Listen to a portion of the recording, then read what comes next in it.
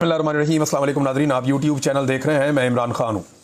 Nadreen, सबसे पहले मुज़ाकरात की बात हमें करनी होगी जो अफ़गानिस्तान और पाकिस्तान के हुए हैं। पाकिस्तान में अमन होगा तो पाकिस्तान आगे बढ़ेगा, इस्तेहकाम आएगा, पाकिस्तान में मईशत बेहतर होगी। अगर अमन नहीं होगा तो फिर कुछ भी नहीं होगा। इमरान खान साहब ने एक फार्मूला दिया था और वो बार बार कह रहे थे कि आप अफ़गानिस्तान की हुकूमत के साथ मुज़ाकरात करें। वो ज़रूरी नहीं है कि वहाँ तालिबान के साथ मुज़ाकरात करें, वहाँ जो भी हुकूमत होगी आपको उसके साथ मुज़ाकरात करने पड़ेंगे। इससे पहले वहाँ पर अशरफ गनी की हुकूमत थी, इमरान खान साहब ने अपने दौर में उनको अंगेज किया। इससे पहले जो है वो वहाँ पे करजई साहब की हुकूमत थी, तो उस दौर में भी पाकिस्तान की उनके साथ बातचीत हुई। अब वहाँ पे हुकूमत है तालिबान की, तो आपको उनसे बात करनी पड़ेगी, चाहे आपको वो पसंद है या नहीं है। देखिए, इंडिया के बड़े अच्छे ताल्लुकात थे कठपुतली हुकूमतों के साथ, लेकिन आज इंडिया तालिबान के साथ मुलाकातें भी कर रहा है, दौरे भी कर रहा है, उनके साथ अपने ताल्लुकात भी आगे बढ़ा रहा है और वहाँ पर कोई इन्वेस्टमेंट भी कर रहा है। तो पाकिस्तान को इससे फायदा उठाना चाहिए था। इमरान खान साहब ने वक्त रहते यह बताया कि आप कभी भी अमन हासिल नहीं कर सकते जब तक कि आप अफगानिस्तान से बात ना करें। लेकिन जब तक लाशें गिर नहीं गई, जब तक लोग मारे नहीं गए, जब तक दहशतगर्दी ने सर नहीं उठा लिया, तब तक इन्हें होश नहीं आई। जब बहुत सारी लाशें गिर गई दोनों तरफ, तो उसके बाद इनको होश आई कि अब हम मुज़ाकरात करना चाहते हैं, और फिर मुज़ाकरात के लिए रास्ते बंद हो चुके थे। फिर इन्होंने जाके पाकिस्तान ने और अफगानिस्तान ने, क्योंकि अब सालिस की जरूरत पड़ेगी ना, जब आप एक लड़ाई में चले जाते हैं तो फिर आपकी एतमाद साधी नहीं रहती। वो एतमाद नहीं है पाकिस्तान को अफगानिस्तान पे और अफगानिस्तान को पाकिस्तान पे जो पहले हुआ करता था। यही मुज़ाकरात जो अब कतर में हो रहे हैं, यही मुज़ाकरात जो अब होने जा रहे हैं आने वाले दिनों में इस्तांबुल में, तुर्की में, ये मुज़ाकरात इस्लामाबाद में हो सकते थे, ये मुज़ाकरात पेशावर में हो सकते थे, वहां बातचीत हो सकती थी, बड़ी इज्जत के साथ दोनों फ्रीकैन मिलकर बातचीत तय कर सकते थे और शायद उनमें एतमाद ज्यादा होता। लेकिन अब जो है वो दूसरे फ्रीक बीच में पड़े हुए हैं, चाइना कोई और, ये अरब ममालिक इनकी गारंटियां हैं, सऊदी अरब की गारंटी है, तुर्की बीच में पड़ा हुआ है, कतर बीच में पड़ा हुआ है। अब कोई लोग ईरान की भी बात कर रहे हैं कि उनकी भी बीच में वो भी पड़ेंगे इसमें। तो अब आप अंदाजा करें कि ये हालात पैदा हो गए पाकिस्तान के लिए कि एक हमसाया मुल्क जो ब्रदर इस्लामी मुल्क है, जिस मुल्क की दो बड़ी जंगों में पाकिस्तान का बड़ा कलीदी रोल रहा, वो तालिबान जिन्हें पाकिस्तान ने खुद तख्लीक किया था, वो तालिबान जिन्हें पाकिस्तान ने खुद ट्रेंड किया था, आज जब उनकी हुकूमत आई तो बजाय इसके कि वो पाकिस्तान की बात मानते और पाकिस्तान के मुताबिक चलते, पाकिस्तान दुनिया भर के जाके दरवाजे खटखटा के उनके साथ बात कर रहा। अनफॉर्चुनेट। ख्वाजा आसिफ साहब ने एक तरफा स्टेटमेंट दे दिया। वैसे ख्वाजा साहब को पता नहीं झूठ बोलने की आदत है, इस उम्र में बंदे को झूठ बोलना नहीं चाहिए। ख्वाजा साहब का स्टेटमेंट मैं पढ़ रहा था, वो बिल्कुल किसी और तरह है, और जो स्टेटमेंट हमारे पास आया कतर से, वो बिल्कुल किसी और तरह है। जो कतर से आने वाला स्टेटमेंट है वो कुछ और बता रहा है, और जो ख्वाजा आसिफ ने स्टेटमेंट दिया वो कुछ और बता रहा है। ख्वाजा आसिफ एक तरफा कह रहे हैं कि जी अफगानिस्तान पाकिस्तान में अब दरअंदाजी नहीं करेगा, दहशतगर्दों की सहूलतकारी नहीं करेगा, और ये वो सारी चीज़ें वो कह रहे हैं अपने ट्वीट में मिलती जुलती जैसे इनको आदत है। लेकिन जो कतर का स्टेटमेंट है वो ये बता रहा है कि ये दो तरफा हुआ है मामला। यानी मैंने आपको पहले भी बताया था कि अफगानिस्तान को भी प्रॉब्लम है दाइश से, और अफगानिस्तान बार बार ये कहता है कि पाकिस्तान के अंदर दाइश के ठिकाने हैं जहां से लोग आकर अफगान तालिबान की हुकूमत को डिस्टेबलाइज करते हैं और वहां जाके कार्रवाइयां करते हैं। इसी तरह पाकिस्तान को शिकवा टीटीपी से कि तरीके तालिबान पाकिस्तान क्योंकि अफगानिस्तान में है, वो वहां से आगे यहां पे कार्रवाई करती है।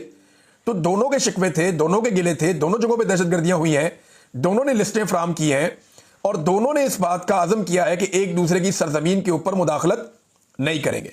मैं उम्मीद करता हूं कि यह जंगबंदी कायम रहेगी, लेकिन मैं चंद चीजें आपके सामने रखना चाहता हूं। एक तो इसी लड़ाई को लेकर जब इमरान खान ने कहा कि मुज़ाकरात करें, तो पाकिस्तान की मिलिट्री एस्टेब्लिशमेंट और उनके जो आला-ए-कार इस वक्त हुकूमत में बैठे हैं, ये सारे फतवे दे रहे थे। कोई आयतें सुना रहा था, कोई गज़वात के हवाले दे रहा था, कोई जो है वो कह रहा था इमरान खान तालिबान खान है, वो पाकिस्तान का दुश्मन और गद्दार डिक्लेयर कर रहा था। कोई ये कह रहा था अफगानिस्तान एक दहशतगर्द मुल्क है और हमारा दुश्मन मुल्क है, और कोई ये कह रहा था कि दहशतगर्दों के सहूलतकारों के लिए हम कोई गुंजाइश नहीं छोड़ेंगे। ये बात बार बार की जा रही थी कि ये सहूलतकार दहशतगर्दों के अमन के लिए गुंजाइश नहीं छोड़ेंगे, ये कहा जा रहा था। और अब उन्हीं से जाकर जिनको दहशतगर्द कहा गया, जिनको दुश्मन कहा गया, उनके साथ बैठकर बात करनी पड़ी। देखिए, जब इमरान खान साहब को यह बात पता चली ना, अलीमा खानम वगैरह गए और उन्होंने अदालत के अंदर इमरान खान को यह बताया। मुलाकातें तो इमरान खान की होती नहीं है, अदालत में केस चलता है, उसी बहाने मुलाकात होती है। तो वहां जब इमरान खान साहब को यह बताया कि इतने फौजी अफसरान और जवान शहीद हो गए, तो इमरान खान साहब उठकर खड़े हो गए थे, और उन्होंने एक मरतबा नहीं लगभग 10 मरतबा इमरान खान साहब ने यह बात दोहराई कि अफगानिस्तान से राब्ता करो, अफगानिस्तान से बात करो, अफगानिस्तान से राब्ता करो। वो आदमी इस इलाके के डायनामिक्स को जानता है, उसे पता है कि यहां क्या चल रहा है, उसको आइडिया है कि इस लड़ाई को रोकना है। तो उसको रोकने का बेहतरीन तरीका यह है कि आप कबाइलियों को इन्वॉल्व करें, आप अफगानिस्तान की हुकूमत से बात करें, मकामी हुकूमत को अपने एतमाद में लें, और फिर मिलकर दहशतगर्दी को खत्म करें। अगर आप एक तरफा लड़ाई लड़ते रहेंगे तो फिर आप 20 साल और लड़ दें। इससे पहले भी आप 20 साल से ये लड़ाई लड़ रहे हैं, 20-25 साल हो गए आपको, आप 25 साल और लड़ लें। आपने 14,000 छोटे ऑपरेशंस किए, आपने दर्जनों जो है बड़े ऑपरेशन आपने किए, बहुत बड़ी तादाद में, अभी तक अमन नहीं आ सका। अमन लाने का एक ही तरीका है, जब पूरा खित्ता अमन के लिए तुल जाएगा, और वो अफगानिस्तान की शमूलियत के बगैर मुमकिन नहीं है। तो इमरान खान को जो लोग ताने देते थे, अब वही काम कर रहे हैं और वो पहुंचे हैं। और देखिए ये क्यों इन्हें करना पड़ा। पहले तो ये लड़ाई को बढ़ाना चाह रहे थे, लड़ाई को बढ़ावा दे रहे थे। लड़ाई को बढ़ावा देने का मकसद ये था कि डोनाल्ड ट्रंप मुतवज्जे हो जाएगा। डोनाल्ड ट्रंप को हम बताएंगे, देखो आपको चाहिए था बगराम एयरबेस, तो देखिए हमने आपके लिए कितनी कुर्बानी दी है, कितना जोर लगाया, हम आपके लिए बात कर रहे हैं, हम अफगानियों को मार रहे हैं, हम हमले कर रहे हैं, हमने तो काम शुरू भी कर दिया है। ट्रंप साहब आप ये देखें, तो ट्रंप ने तवज्जो नहीं दी इनकी तरफ। ट्रंप अपने पंगों में फंसा हुआ है, वहां पे अमेरिका में जो चल रहा है वो मैं आपको भी बताता हूं थोड़ी देर में। लेकिन ट्रंप ने जब ज्यादा तवज्जो नहीं दी और उसने ये कह दिया कि अमेरिका में बड़े काम है जिनमें मैं फंसा हुआ हूं, तो अफगानिस्तान और पाकिस्तान को बाद में देखूंगा, तो पाकिस्तान को एहसास हुआ कि जनाब ये तो फायदा ही कोई नहीं हो रहा, यानी खाया पिया कुछ नहीं और गिलास तोड़ा, उसके भी पैसे 12 ने। तो इससे बचने के लिए पाकिस्तान ने कहा जी बात करो अब उनके साथ, इमरान खान ठीक कहता है। फिर इन्हें मुल्की मफाद याद आया, जब जाती मफाद नहीं निकला तो इन्हें मुल्की मफाद याद आया, जाके फिर उन्होंने अफगानिस्तान के साथ बातचीत की, जो बड़ी अच्छी बात है, बहुत अच्छी बात है। सीज फायर कायम रहना चाहिए। देखें DGISPR जो है ना, वो 2 मकासद के तहत पेशावर गए थे। मैंने उनकी प्रेस कॉन्फ्रेंस जो सुनी है और जितनी उनकी प्रेस कॉन्फ्रेंस वायरल हुई, उससे 2 चीजें निकलती हैं। DGISPR के जो पेशावर का दौरा था अहमद शरीफ साहब का, उसके 2 मकासद थे। एक मकसद तो यह था कि जो ऑपरेशन हो रहा है खैबर पख्तूनख्वा में, इसकी मुखालफत बिल्कुल नहीं होनी चाहिए और इसके लिए राह हमवार की जाए। उन्होंने कहा जी अगर बातचीत करनी होती तो गजवा बदर क्यों होता, यानी एक तो उन्होंने गजवा की मिसाल दे दी इस मामले में, वहां कुफार के साथ जंग हो रही थी, ये लड़ाई और नौयत की है, ये आपकी अपने मुल्क के अंदर एक इंसर्जेंसी है जिसको आपने कंट्रोल करना है, टेक्निकल चीजें, तो उठा के उसको वो कुफार की और उस तरह की लड़ाइयों के साथ जोड़ दिया। गजवा की मिसालें दी, आयात के हवाले हम पहले सुनते रहे बहुत सारे। तो एक तो ये था कि ऑपरेशन का माहौल जो है उसे फुल गर्म रखना है और जितनी भी मुखालिफ आवाजें हैं उनको जवाब देना, एक तो DGISPR का ये था। और दूसरा ये था कि सुहेल अफरीदी का रास्ता रोका जाए। तो दोनों महाजों पे DGISPR का मौक़िफ़ गलत साबित हो गया। पहला मौक़िफ़ सुहेल अफरीदी को वाज़े उन्होंने पैगाम दिया था कि हम ऐसी सूबाई हुकूमत को नहीं मानते। भाई आप होते कौन है कि आप नहीं मानते, आपकी ये औकात ही नहीं है, आपकी ये जुर्रत होनी ही नहीं चाहिए कि अवामी मुंतखब हुकूमत को आप कहें कि हम नहीं मानते।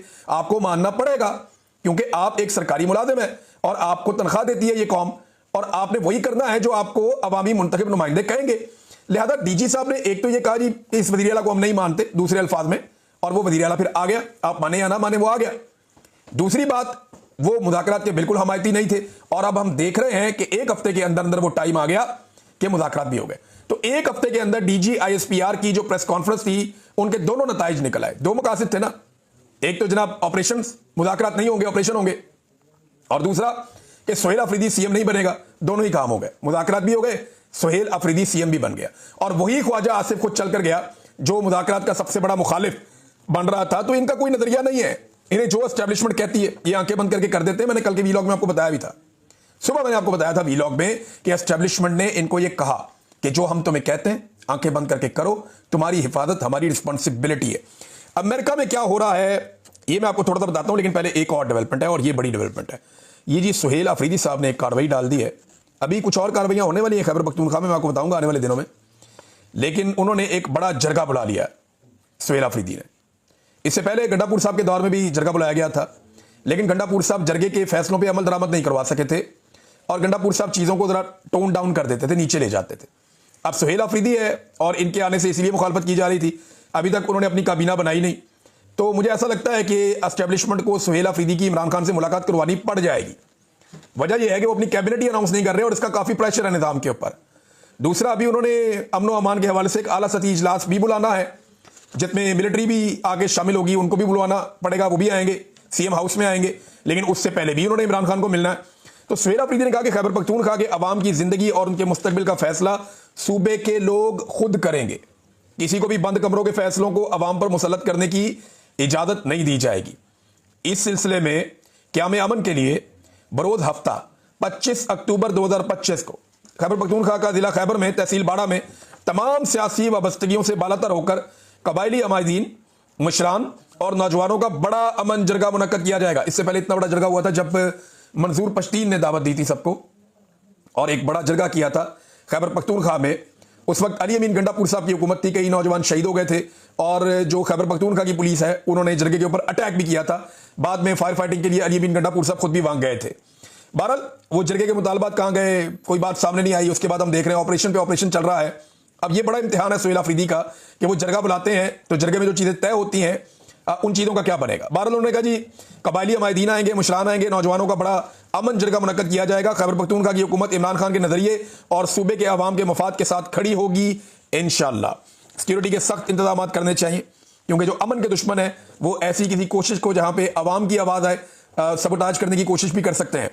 अब नाजरीन एक और चीज़ जो अमेरिका के हवाले से मैं आपके सामने रख देता हूं कि डोनाल्ड ट्रंप जो दुनिया के अंदर एक चैंपियन बन रहे हैं और पूरी दुनिया के अंदर उनकी वाहवाकारी कर रहे हैं वो ममालिक जिन ममालिक में जमहूरियत नहीं है। आप गौर कीजिए ना, चापलूसी सिर्फ वो ममालिक कर रहे हैं जहां पे जमहूरियत नहीं है। पाकिस्तान फुल चापलूसी प्रोग्राम, इसी तरह इंडोनेशिया फुल चापलूसी प्रोग्राम, खुशामद प्रोग्राम। अरब ममालिक हमारे उनके पास तो वहां जमहूरियत नहीं है। तो हर तरफ से जहां पे भी डोनाल्ड ट्रंप की चापलूसी हो रही है वहां पे जमहूरियत कैसे है ये हम सब जानते हैं। इस वक्त तुर्की में तैयब उर्दगान की हालत क्या है और वहां की अपोजिशन की क्या हालत हो चुकी है और कर दी गई है, ये भी जरा कभी आप स्टडी करेंगे। मैं एक वीलॉग इसके ऊपर करूंगा कि तैयब उर्दगान अब वो नहीं रहे। तैयब उर्दगान में बड़ी इनकलाबी तब्दीलियां हुई गुज़िश्ता 5-7 साल में, 8 साल में, और अब वो खुद भी एक डिक्टेटर के तौर पे वहां पे कुछ लोग उन्हें पहचानते हैं। और तुर्की के अंदर दीगर पॉलिटिकल पार्टी को कैसे कुचला और दबाया गया है इस पे हम बाद में बात करेंगे।